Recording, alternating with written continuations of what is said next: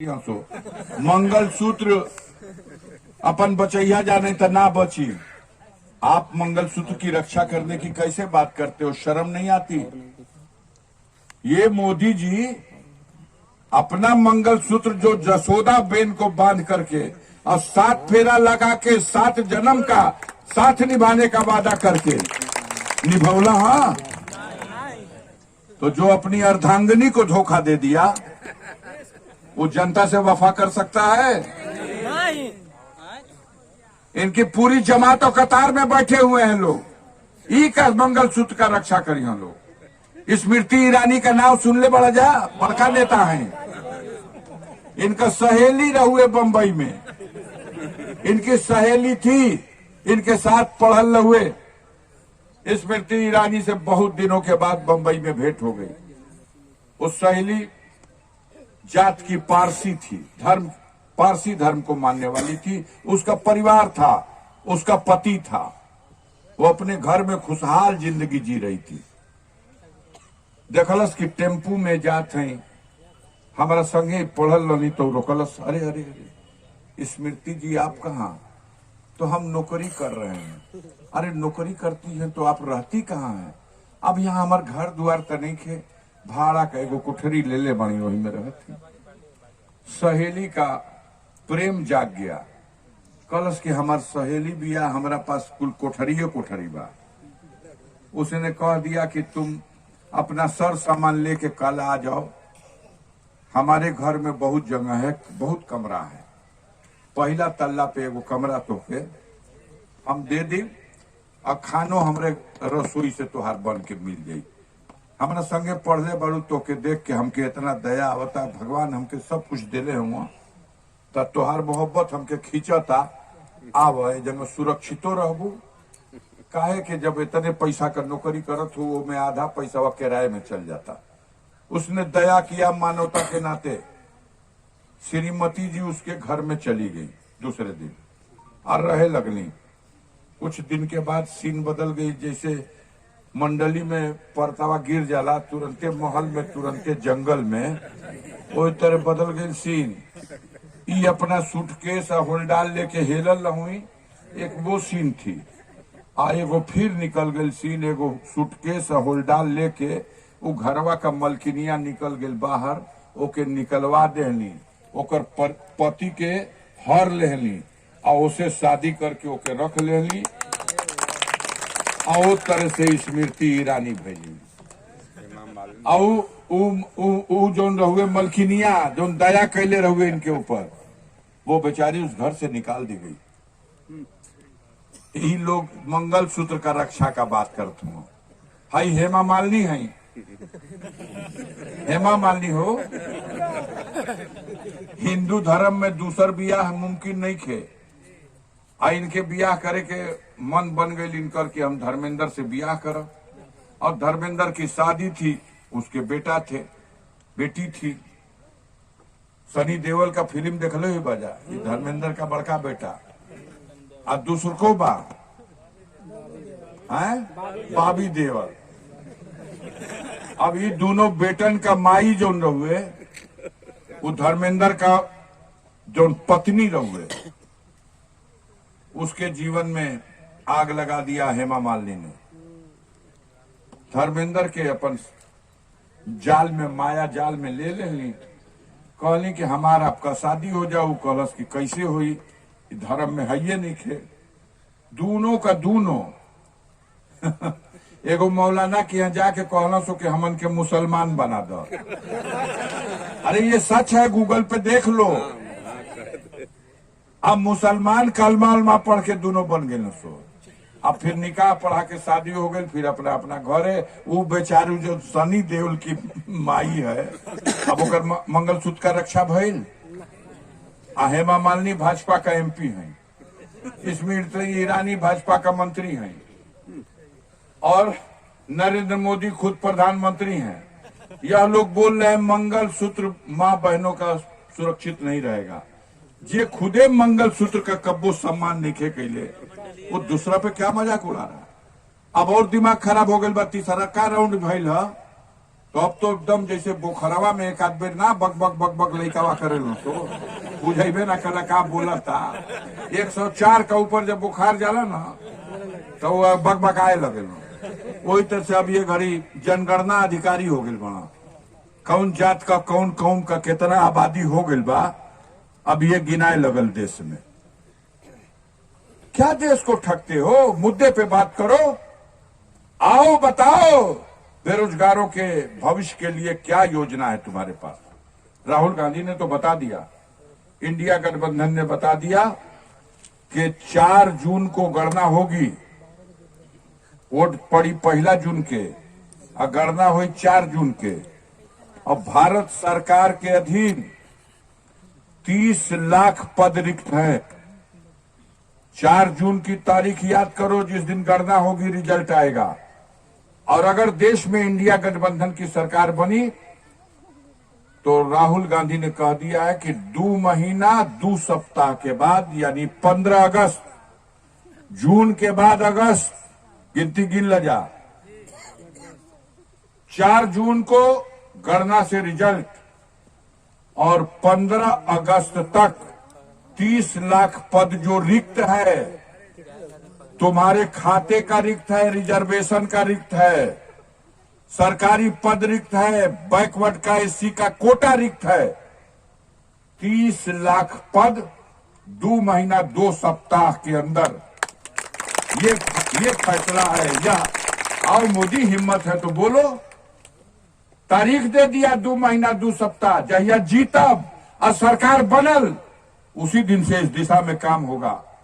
और 2 महीना 2 सप्ताह के अंदर भारत में 30 लाख पद जो केंद्र सरकार के हैं, उन पदों को भर दिया जाएगा उचित अभ्यर्थियों से। और ये भी फैसला कर दिया, मेरी मां बहनें बैठी है सुन लो, केंद्र सरकार बन जाएगी तो ये भी फैसला हो गया कि 2 गो नौकरी में 1 गो मेहरारू के 1 गो मर्दाना के मिली, यानी 30 लाख में 15 लाख नौकरी महिलाओं के लिए। फैसला हुआ है। तमाम मैनिफेस्टो है, बोलेंगे तो समय खत्म हो जाएगा। हम चाहेंगे अपने नेताओं से, कार्यकर्ताओं से कि पहुंचाइए जनता के बीच में। जीतने के बाद हम क्या करेंगे, यह खुलासा उसमें किया गया है। हम लोग एक सोच करके इस व्यवस्था को परिवर्तन करना चाहते हैं। और पहला लक्ष्य बनाया गया है, पहला लक्ष्य कि पढ़े लिखे बेरोजगार नौजवानों को उनके हाथों को रोजगार दे दिया जाए, नहीं तो देश नर्क हो जाएगा। जिस देश का नौजवान उदास हो जाएगा, निराश हो जाएगा, हताश हो जाएगा, वो देश कभी तरक्की नहीं कर सकता। इसलिए पहली प्राथमिकता बेरोजगारों के रोजगार की है। अब उन बेरोजगारों का दिमाग भटकाने के लिए ये देश में हाई बिरादर का आबादी बढ़ा था। ये किसी प्रधानमंत्री का भाषण है? चौथा राउंड का वोट पड़ जाएगा, चौथा राउंड का वोट पड़ने के बाद आप देखिएगा ये मंचों पर भों भों रोना शुरू करेगा। नाटक होने वाला है, कोई ना कोई बड़ा नाटक, क्योंकि भारतीय जनता पार्टी अभी तक के 3 राउंड में चुनाव हारी है और चौथा राउंड तो ऐसा बुरा हारने जा रही, क्योंकि इसमें 42 सीटें तो ऐसी हैं जिन 42 सीटों पर इनके कोई कायदे के पकड़ के लोग उम्मीदवार पर्चा भरवा दिए हैं। वो 42 सीटें हैं, 25 आंध्र प्रदेश की और 17 तेलंगाना की, जहां इनके पास 42 में 1 गो कोनो बोहनी हो जाए, जीत जाए, बोहनी हो जाए, इसकी भी स्थिति में गारंटी नहीं है। तो अब समझ लीजिए कि क्या हालत होने जा रही है। चौथे राउंड के बाद मोदी सरकार यह इतिहास बन जाएगी, वर्तमान नहीं रह जाएगी। इन्हें लौट के आने का रास्ता खत्म हो जाएगा। इसलिए मेरे साथियों, रामपुर बलभद्र की धरती पर यह ऐतिहासिक दिन है और इस ऐतिहासिक दिन हम लोग आपके बीच में समाजवादी पार्टी की ओर से आयोजित इस सभा में आपसे कहना चाहते हैं कि देखिए, ये लोग जो सत्ता में बैठे हुए हैं, ये देश के संविधान से छेड़छाड़ करने की नीयत रखते हैं और कदाचित इनके पाप का घड़ा इसीलिए भर गया। अब तक चाहे जितना पाप किए थे लोग, लेकिन अब जब संविधान को खत्म करने पे आमादा हो गए तो शायद ऊपर से बैठे हुए बाबा साहब और उनकी आत्मा और उनके भगवान की शक्ति ने कुछ इस तरह का चमत्कार कर दिया जो नेताओं ने नहीं किया था। उससे ज्यादा जनता खुद जागरूक हो गई। अब जनता अपने आप चुनाव लड़ रही है और जनता के मन में आ गया, ये ठान लिया जनता ने, एक मोदी नहीं 10 मोदी को हटा देंगे, लेकिन भाभा के संविधान को, भारत के संविधान को हम बचा लेंगे। आज एक लड़ाई, एक मुद्दा, एक वोट, और वो वोट संविधान को बचाने के लिए। संविधान बच गया तो लोकतंत्र बच जाएगा। इस देश की लाखों करोड़ों किताबें जो लाइब्रेरियों में है, ये बच जाएंगी। इस देश में रहने वाले नागरिकों, 140 करोड़ नागरिकों का भविष्य सुरक्षित रह जाएगा। इसलिए इस जनता से, मैं यहाँ की बैठी हुई माताओं, बहनों से, बुजुर्गों से कहना चाहते हैं कि बड़े गंभीरता से इस चुनाव में अपना पूरा उस दिन का समय 1 जून का अपना वोट दीजिए। बाल बच्चे अगर कहीं बाहर नौकरी में गए हैं, रोजगार में गए हैं, किसी दिक्कत में है, बाहर जाना पड़ता है, उनको भी अभी से राजी कर लीजिए कि वोट के 2 दिन पहले आ जाना। परिवार से भेंट भी हो जाएगी और लोकतंत्र के इस सबसे बड़े पर्व में तुम्हारी भागीदारी भी हो जाएगी। ज्यादा से ज्यादा पोलिंग हो, वोट पड़े, इसका प्रयास कीजिएगा। अधिक से अधिक वोट देने का प्रयास कीजिएगा।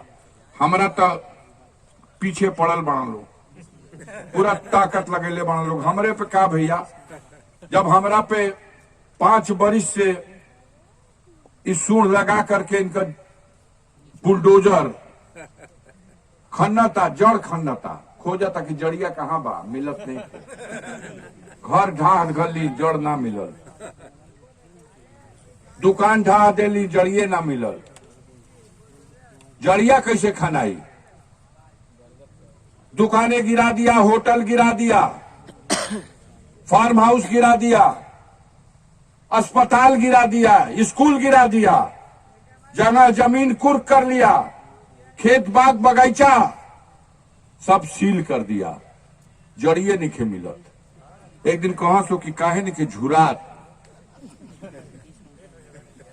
हमने कहा दूसरी मिट्टी का बना हूं, इतना जल्दी झुराइब ना। हमारे भाई को छोटा भाई मुख्तार अंसारी जेल में था, इन पापियों ने जेल में जहर खिला दिया। पगहा में बांधल मवेशियों के केहू जहर दे करके ना मारे लरे भैया, पागलों बौड़ा ना मारी। जेल में बंद पगहे में न बांधल बा, उसको जहर खिला दिया 19 मार्च को, और 28 मार्च को कह दिया टीवी अखबार में कि उनके हार्ट अटैक हो गया, बचावल खातिर अस्पताल ले गई, हजार ना बचना। वास्तविकता ये नहीं है। वास्तविकता ये है कि नियोजित ढंग से सरकार के इशारे पर उसकी मशीनरियों ने, जेल प्रशासन ने सबने मिल करके जेल में उनकी हत्या की। इसकी खबर पहले से हम लोगों को थी। हम लोगों ने सुप्रीम कोर्ट में, देश की सबसे बड़ी अदालत में रिट दाखिल की थी और सुप्रीम कोर्ट ने उत्तर प्रदेश की सरकार को नोटिस दिया था। उत्तर प्रदेश की सरकार ने सुप्रीम कोर्ट में जवाब दाखिल किया था। हम लोगों के वकील ने सुप्रीम कोर्ट में बहस किया था कि इसी चुनाव के मध्य मुख्तार अंसारी की हत्या करके उसका राजनीतिक लाभ लेने का प्रयास किया जा रहा। इसलिए जज साहब, इसकी बहस रख दीजिए चुनाव के बाद, और इनको आदेश कर दिए तब तक के लिए कि कोई अनहोनी नहीं होनी चाहिए। सुप्रीम कोर्ट के जज ने ऑर्डर किया मुख्तार अंसारी की जेल में सुरक्षा की चाक चौबंद व्यवस्था की जाए।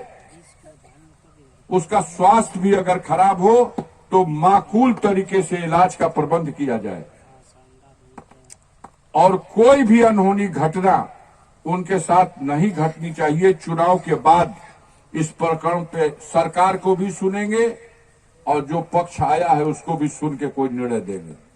सुप्रीम कोर्ट में अभी लंबित है, और उसके बाद इतने बड़े बेहया लोग हैं ये लोग, उसके बाद भी जेल में उसकी हत्या कर दी गई।